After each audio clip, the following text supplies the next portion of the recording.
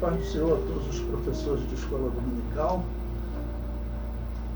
O material didático que eu passei para vocês, ele tem aí o tema da nossa lição de hoje, a lição número 5 do quarto trimestre de 2023. O tema diz: uma perspectiva pentecostal de missões. E é verdade que as igrejas pentecostais, em especial as igrejas anabatistas, mas o século XX mostrou que as igrejas pentecostais, quando elas tiveram liberdade para pregar o evangelho, o crescimento foi estrondoso, enquanto as igrejas católica e protestante praticamente não tinham missões. Eles mandavam um político para algum lugar e ele ia, levava a igreja protestante, né? Então, mas missões de fato ocorreram com as igrejas anabatistas e com as igrejas pentecostais. Bom, então essa é a lição número 5, de 28 de outubro de 2023. Desculpe, de 29 de outubro de 2023. O texto áureo diz: mas recebereis a virtude do Espírito Santo, que há de vir sobre vós, e ser-me-eis testemunha, tanto em Jerusalém, como em toda a Judéia e Samaria, e até os confins da terra. Bom, esse versículo realmente ele é chave, porque ele liga o batismo no Espírito Santo, essa virtude que vem com o batismo no Espírito Santo, a ser testemunha. Ou seja, a pessoa, para testemunhar o Evangelho, ele precisa receber esse batismo no Espírito Santo. Bom, eu coloquei em verde, sempre lembrando a regra, eu coloco em verde alguns pontos que eu acrescento à revista de escola dominical. Então eu coloquei ali significado de pentecostalismo. Já para nós, já que vamos falar de pentecostalismo e missões, qual é o significado do termo pentecostalismo? Eu comento, o termo pentecostalismo é recente quando no modo como nós usamos hoje. Ele foi aplicado ao movimento que surgiu nos Estados Unidos no início do século XX. Antes disso, não se falava em pentecostalismo. Normalmente o termo que se usava na história era carisma profético, ou seja, dom profético. As igrejas pentecostais do primeiro e segundo século assim foram chamadas, as igrejas que tinham o dom profético. Próximo de 1200, uma igreja anabatista chamada Valdenses, também é dito que entre eles havia o carisma profético, os dons espirituais. E depois da reforma também nós encontramos, quando conforme a liberdade vai aumentando, aparecendo igrejas pentecostais. Ok? Na página 3, eu coloco outro texto em verde que diz: o melhor texto para entender o significado do dia de Pentecoste é Lucas 24:49, ou pelo menos o texto que eu gosto, tá ok? Para explicar o Pentecoste. Ele diz: e eis que sobre vós envio a promessa de meu Pai. Então, já é descrito como uma promessa. Ficai, porém, na cidade de Jerusalém, até que do alto sejais revestidos de poder. E comento, Jesus descreveu a promessa que se cumpriu no dia de Pentecoste como um revestimento de poder. O termo revestimento é tradução do grego enduo e era utilizado para descrever o sujeito que se revestia de algum atributo ou característica especial.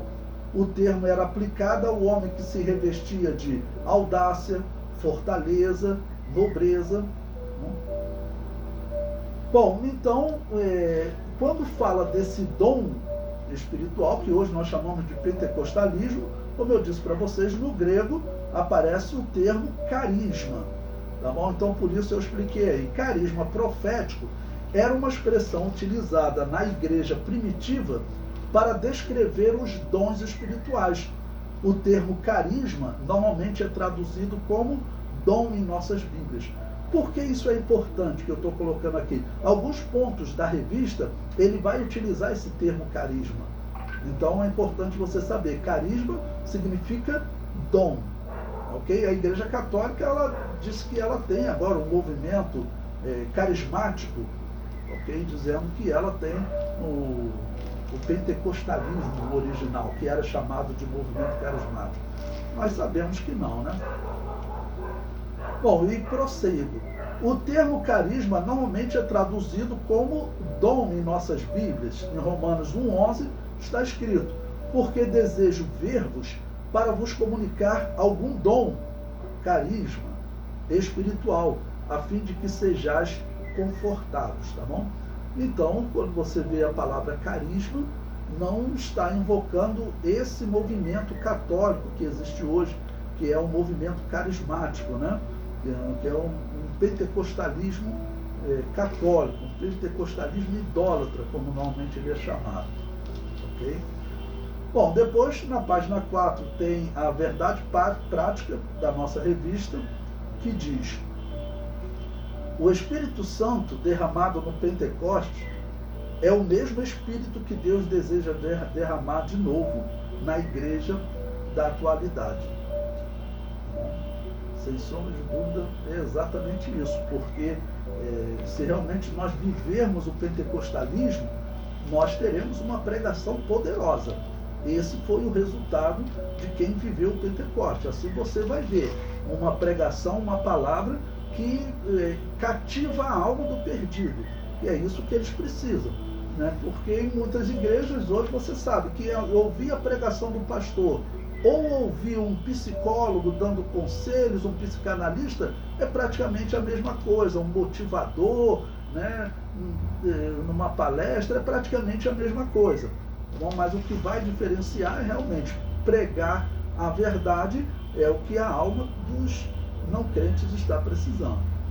Bom, na página 5 tem a leitura bíblica em classe, que é importante nós fazermos aqui uma leitura dele, né, que diz: cumprindo-se o dia de Pentecostes, estavam todos reunidos no mesmo lugar. Jesus havia feito a promessa e disse para eles ficarem em Jerusalém.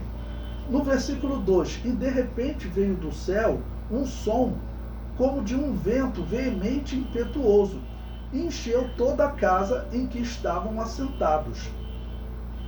E foram vistas por eles línguas repartidas como que de fogo, as quais pousaram sobre cada um deles. Guarde esse versículo 3 aqui.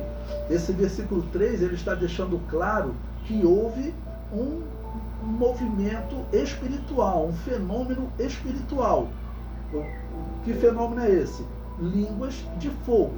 Ou seja, foi a expressão utilizada, porque o fogo ele tem tanto um poder purificador, tá? Então, no caso do cristão, ele vai purificar o cristão e preparar o cristão para ele poder pregar a palavra.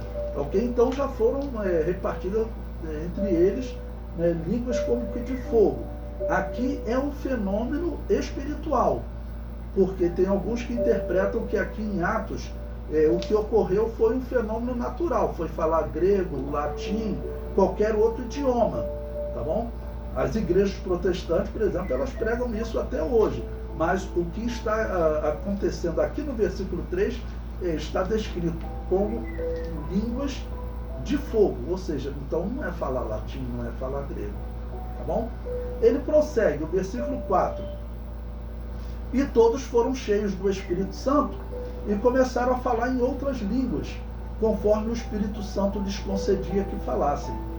E em Jerusalém estavam habitando judeus, varões religiosos de todas as nações que estão debaixo do céu.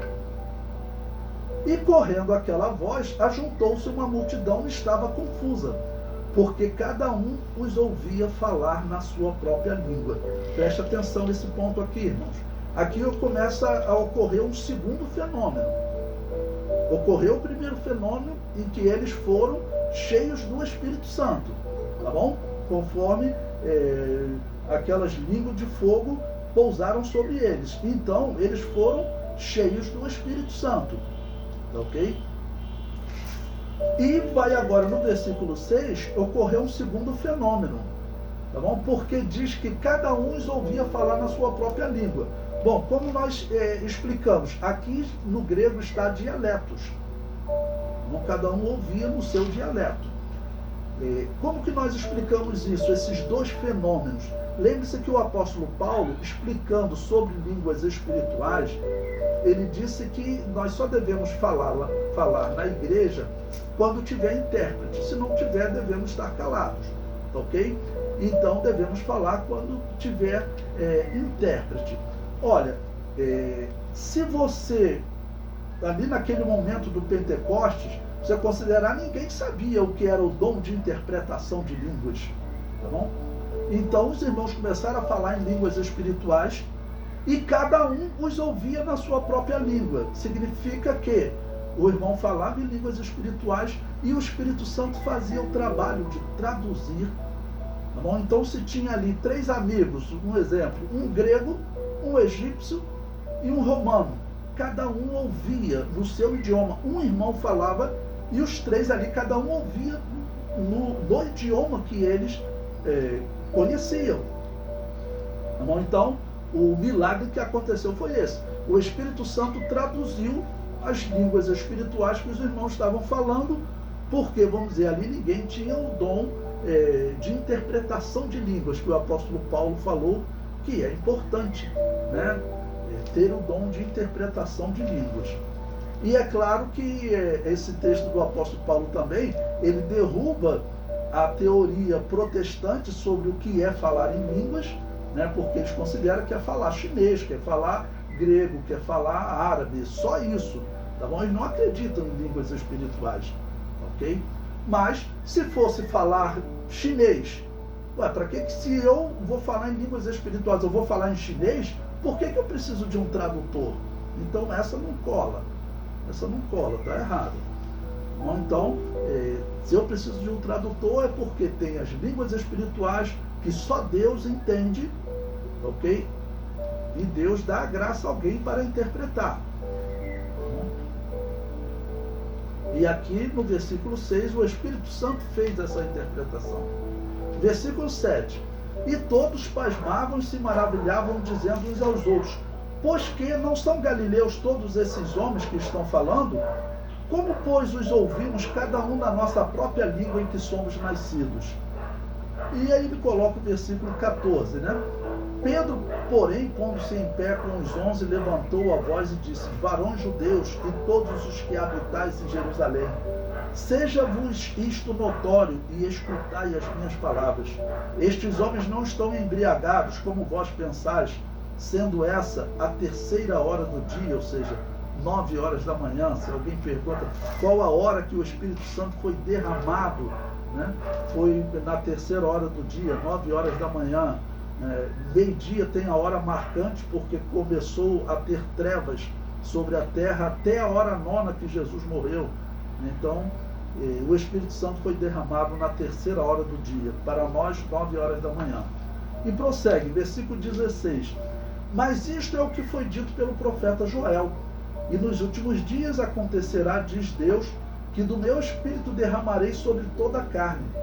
E os vossos filhos e as vossas filhas profetizarão. Os vossos jovens terão visões, e os vossos velhos sonharão sonhos.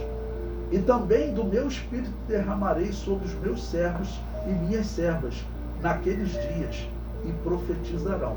Então o apóstolo Pedro, ele cita a profecia de Joel. Sabemos que a profecia de Joel ela vai se cumprir na íntegra no futuro, durante a grande tribulação, porque ela tem como alvo Israel. Mas como Israel rejeitou o Messias, Deus enviou o Espírito Santo sobre os gentios. Então, a parte da profecia de Joel, que fala de sinais no sol e na lua, essa não se cumpriu ainda, vai se cumprir, tá bom? Mas a parte da profecia de Joel, do derramamento do Espírito Santo, já desceu sobre a igreja. Bom, prosseguindo, vamos agora à introdução da nossa revista.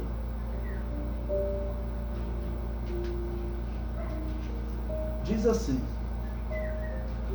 uma característica notável do movimento pentecostal, desde o seu início, na virada do século passado, tem sido a paixão por evangelismo e missões. Bom, aqui vou só dar uma nota importante para vocês. Isso aqui, a Assembleia de Deus, ela tem que rever a história dela, porque nós encontramos pentecostalismo antes da virada do século passado. Bom, nós encontramos pentecostalismo em 1850, 1830, e encontramos em 1600 até 1200. Então, dizer que o pentecostalismo começou agora na virada do século XX, isso está errado. Né? Isso está errado, que aí está colocando as Assembleias de Deus como saindo das igrejas pentecostais. Bom, vamos prosseguir. Ele diz: nesta lição estudaremos algumas características que marcam o trabalho pentecostal em missões, uma marca da obra do Espírito Santo nesses últimos dias. Bom, irmãos, e quem conhece a história das Assembleias de Deus sabe que a obra era feita assim de uma maneira que pessoas trabalhavam de segunda a sexta, e sábado e domingo eles saíam pregando o Evangelho, né, com uma aplicação, né, extrema, tá bom? Pessoas simples, com pouca condição financeira, enquanto tinha algumas igrejas ricas que não faziam isso. Então, realmente, os pentecostais, o que nós sempre vimos nas igrejas pentecostais é a pessoa que chega por esse e recebe esse avivamento, ele começa a pregar o Evangelho em toda oportunidade que ele tem. Bom, na página 7, ele coloca o capítulo 1 da revista, que diz: uma perspectiva pentecostal de missões. Ele diz: somos evangélicos. Historicamente, o evangélico é conhecido como alguém que enfatiza o compromisso pessoal com Jesus a partir do novo nascimento, a autoridade bíblica e o apelo de anunciar a Cristo aos outros. Ok. Ele prossegue, observe. Basicamente, esses princípios são o que os evangélicos têm em comum. Eles tornam-se num impulso evangélico com raiz histórica na tríplice ênfase da reforma protestante. Irmãos, novamente eu estou falando aqui para vocês. Isso está acontecendo constantemente com a Assembleia de Deus. Dizer que nós saímos da reforma protestante. Se nós tivéssemos saído da reforma protestante, nós estávamos batizando crianças. No mínimo isso. Porque aqueles que saíram da reforma protestante ou estão batizando crianças ou não batizam crianças de forma irracional. Porque se todos saíram da igreja católica, como por exemplo a igreja batista protestante, que ela não batiza criança, mas diz que saiu da igreja católica, então o batismo dela é inválido. Porque o batismo dela é o batismo católico, porque ela diz que saiu da igreja católica. E aquele batismo de criança, ele não tem valor diante de Deus. Nós sabemos que ele não tem valor. O cristianismo exige confissão de fé. E depois disso, arrependimento, confissão de fé, e depois disso, o batismo. Bom, mas vamos analisar as três coisas que eles falam aqui da tríplice ênfase da reforma protestante, né? Primeiro, a autoridade das escrituras.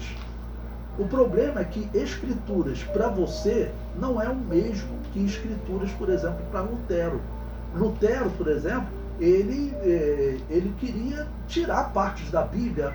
A epístola de Tiago, Lutero, ele falou que ela deveria ser rasgada e jogada no lixo, que ela não era uma epístola recomendável.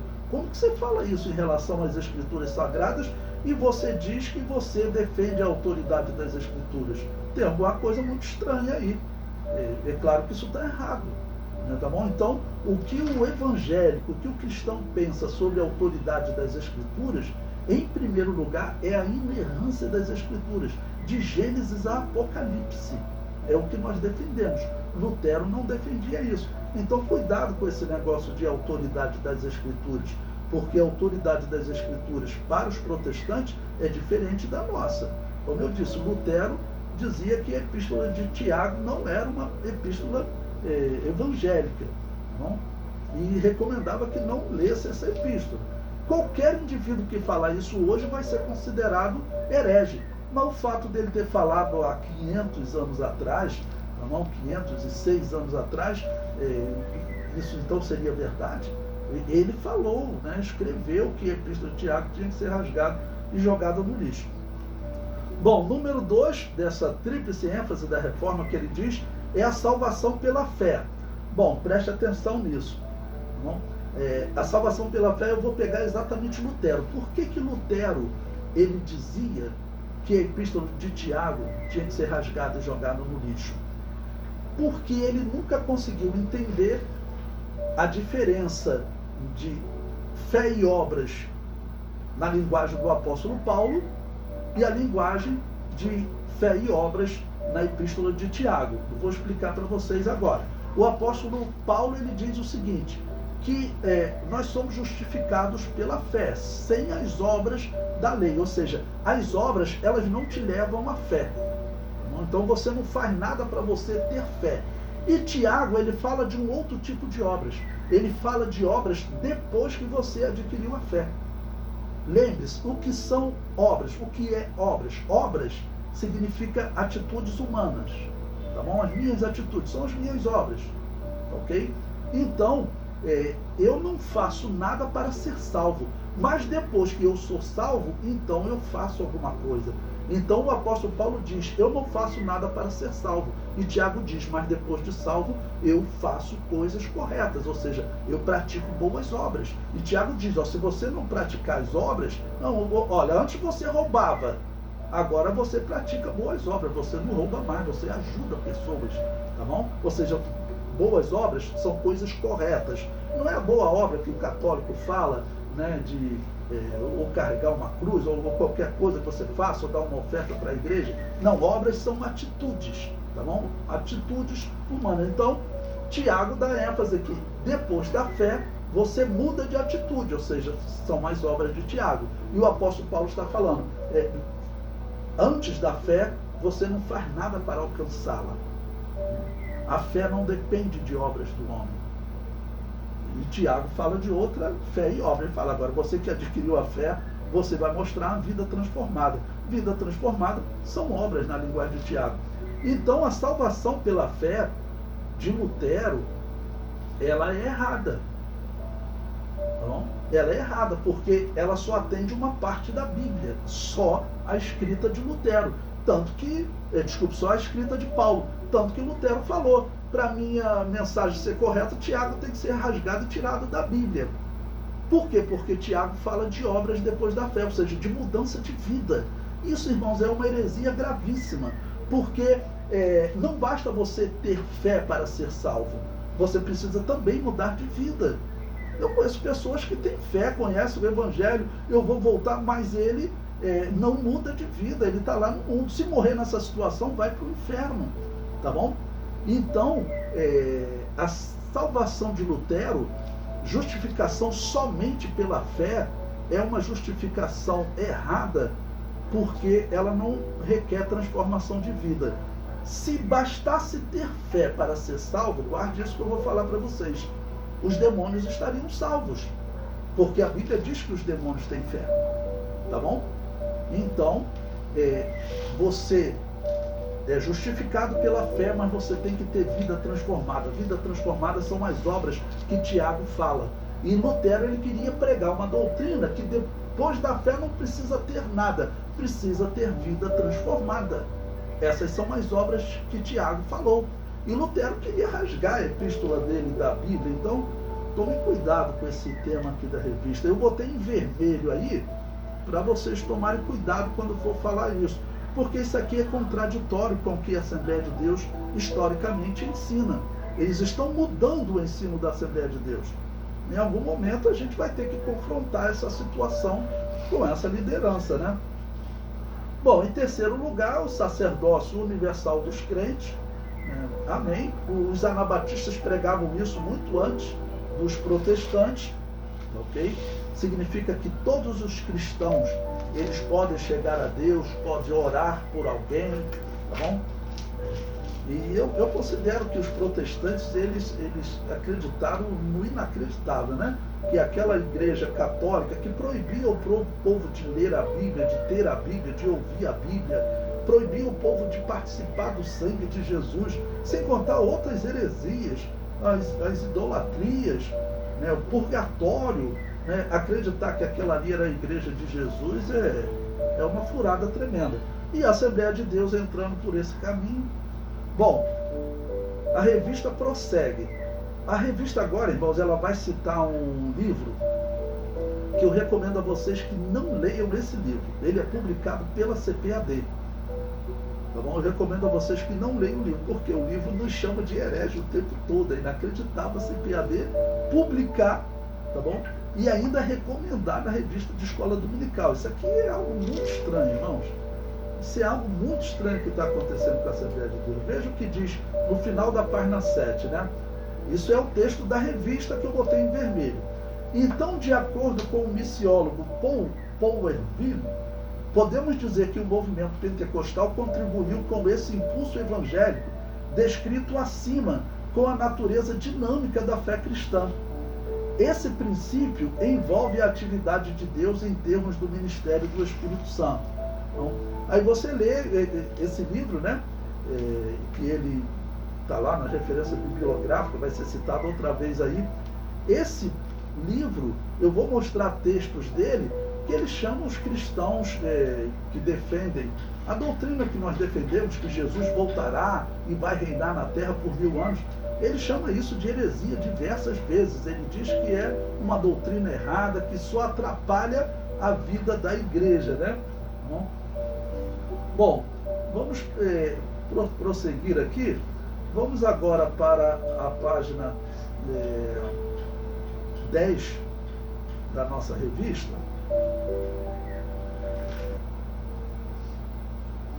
Bom, a página 10 da nossa revista diz: ampliando o conhecimento. As questões missionárias contemporâneas pentecostais. Aí tem o primeiro quadro, que ele está todo em negro, e tem um segundo quadro, que está em vermelho. É um texto da revista que eu quero destacar com vocês. Ok? Pois bem, esse auxílio missiológico, o que ele vai fazer? Ele vai citar algumas obras, em especial essa obra que eu falei para vocês, A Força Pentecostal em Missões, do Powerville. E vejam o que ele vai falar sobre o pentecostalismo. Então é auxílio missiológico. Eu recomendo a vocês que vocês não leiam isso para os seus alunos, né? Veja o que ele diz. Quem é o pentecostal? O pentecostal clássico refere-se às igrejas pentecostais que se separaram das igrejas históricas do protestantismo no início do século passado. Isso aqui já é a visão desse autor. As Assembleias de Deus, ela não pensa isso. Historicamente, nós saímos de igrejas pentecostais, ok, da Suécia, e também nos Estados Unidos, que tinha a Igreja de Deus, que nós sabemos, temos documentos dela como pentecostais, ainda nos anos 1800, e dos movimentos da santidade e outros movimentos. Então, é importante nós frisarmos isso para os nossos alunos. Isso aqui da revista está errado. Nós não somos protestantes. Se nós fôssemos protestantes, nós teríamos saído da Igreja Católica, a igreja que praticou e pratica o culto aos mortos. Ou seja, nós teríamos saído de uma instituição pagã. Então não faça isso. As Assembleias de Deus saíram das igrejas anabatistas, que existiam fora da Igreja Católica. A Igreja Católica perseguiu. Depois, nos dias da Reforma, também existia fora das igrejas católica e protestante. Católicas e protestantes perseguiram eles. Então isso aqui que ele está dizendo está errado. Ele prossegue. A questão que ocasionou a ruptura foi a crença de que o evento no dia de Pentecostes, mencionados em Atos 2:4, refere-se a uma experiência disponível para os cristãos de todas as eras. Bom, ele está dizendo que essa teria sido a razão da ruptura. Não houve ruptura. Isso aqui é invenção dele. As Assembleias de Deus, as igrejas pentecostais, as igrejas evangélicas, nunca estiveram ligadas à reforma. Sempre estiveram eram igrejas batistas e anabatistas. A Igreja Batista Geral, ela continua pregando isso. Só a Assembleia de Deus que está fazendo essa vergonha. A Igreja do Nazareno, eu vejo a história da igreja dele, ele continua pregando que eles existiam antes do século XX como igrejas pentecostais. Bom, o comentário da revista prossegue. Acreditava-se que o batismo com o Espírito Santo é evidenciado pelo sinal de falar em outras línguas, conforme o espírito da expressão vocal. A questão da glossolalia fez com que as igrejas históricas, preste atenção nisso, irmãos, banisse os faladores de línguas. Irmãos, como é que isso aqui sai numa revista de escola dominical, irmãos? Está dizendo que no meio das igrejas pentecostais, das igrejas protestantes, que eles chamam de igrejas históricas, tá bom? E está dizendo que lá eles foram banidos por falar em línguas. Isso não é verdade. Isso não é verdade. Nós sabemos que haviam igrejas pentecostais antes até desse período que eles estão falando, de 1901, quando teria começado esse movimento nos Estados Unidos. Vocês vão estudar comigo uma coisa muito importante, vocês estão estudando história da igreja, que é uma diferença entre a igreja Assembleia de Deus no Brasil e a Assembleia de Deus nos Estados Unidos. Irmãos, são só coincidência de nomes. Elas são igrejas completamente diferentes. Você pode procurar a Assembleia de Deus nos Estados Unidos, você vai ver o homem que fundou ela era um supremacista racial, tipo da Ku Klux Klan, que persegue, mata negro, uma coisa horrível, tá bom? E o que ocorre? Esse homem aqui, ele é dessa Assembleia de Deus dos Estados Unidos, Assembly of God, que na verdade não tem nada de cristianismo. E a Assembleia de Deus traduziu esse livro dele, né, que fala esse absurdo. Né? Não existe na história nenhum momento que o pentecostal esteja sendo banido, tá, ok? De igrejas protestantes. Você tem até divisões.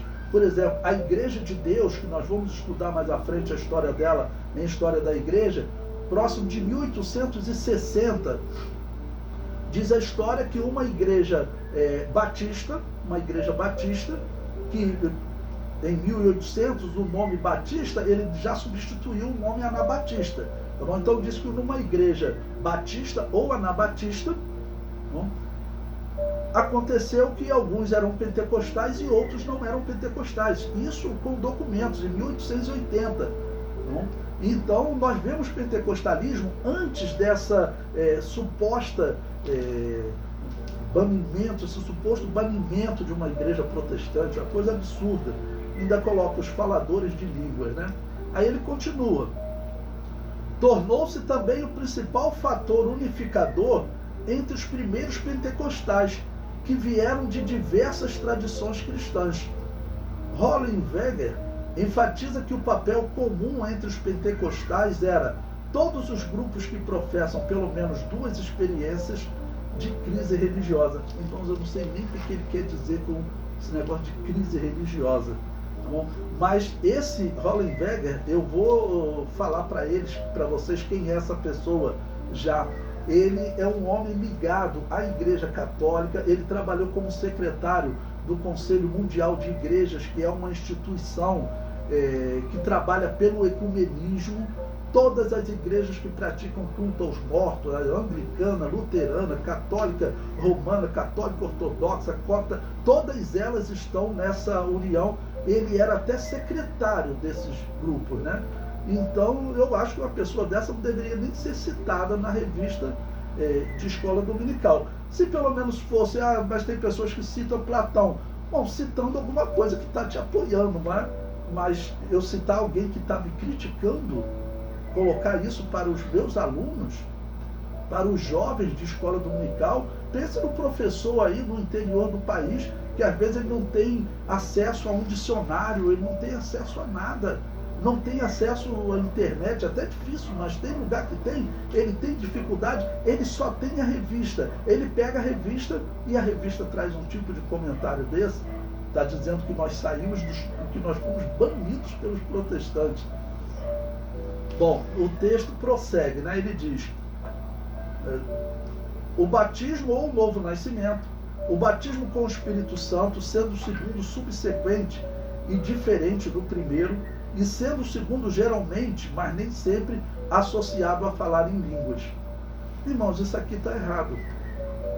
Com certeza, por quê? Porque a confissão de fé das Assembleias de Deus, ela defende que o falar em línguas é o sinal inicial do batismo do Espírito Santo. Isso é o que a Assembleia de Deus defende. Se isso está na nossa confissão de fé, Nós não devíamos publicar um livro, como eles publicaram, está aqui o livro, né? Paul Ervile, A Força Pentecostal em Missões. Ainda tem um nome bonito.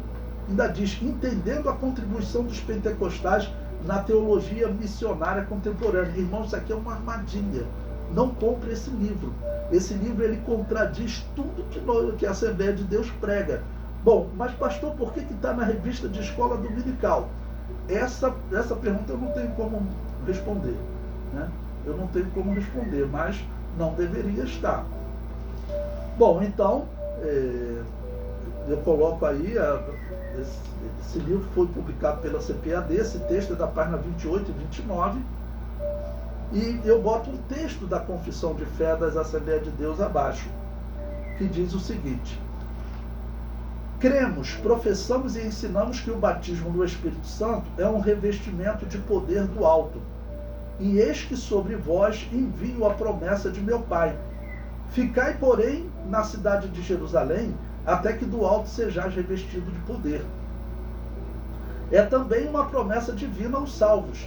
E também do meu Espírito derramarei sobre os meus servos e minhas servas naqueles dias. Trata-se de uma experiência espiritual que ocorre após ou junto à regeneração, sendo acompanhada das evidências físicas inicial do falar em línguas. Até aqui você já entende. Então, a Assembleia de Deus prega que o falar em línguas é a evidência física inicial do batismo no Espírito Santo. E a revista de escola dominical, ela publicou um livro, tá bom, de um membro lá dessa Assembly of God, que eu repito para vocês, foi fundada por homens que eram ligados à supremacia racial, uma coisa muito ruim, maçons, uma coisa muito ruim. Ela não tem ligação com a Assembleia de Deus no Brasil, historicamente não tinha, mas parece que estão se aproximando agora, né? E abaixo eu comento aquilo que eu já falei um pouco para vocês. Esse citado Walter Hollenberger foi secretário do Conselho Mundial de Igrejas. É um movimento que trabalha pelo ecumenismo e tem entre os seus associados todas as igrejas que acreditam em purgatório e praticam culto aos mortos, ou seja, igrejas com práticas pagãs. Hollenberger foi um grande defensor da entrada dos pentecostais no ecumenismo. Isso aí é uma cilada tremenda, irmãos. Essa é uma cilada tremenda que nós temos que vigiar.